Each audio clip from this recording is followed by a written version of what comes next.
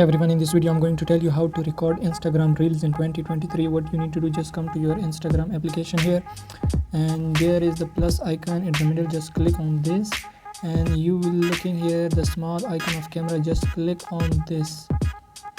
So now you can record your video. Just press this button and your video will be recording. When you leave it, so your video has been recorded. What you need to do, you can resize the screen from here. You can download it from this button. You can put music from here.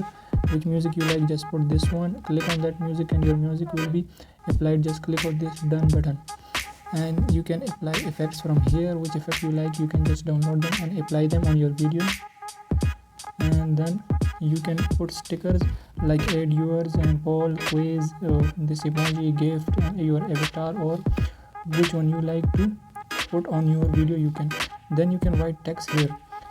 Whatever you want to write, just go for that from here, and you can choose the style you like, and you can resize it from right here, and just click on done, and then go for next, and then share your reel.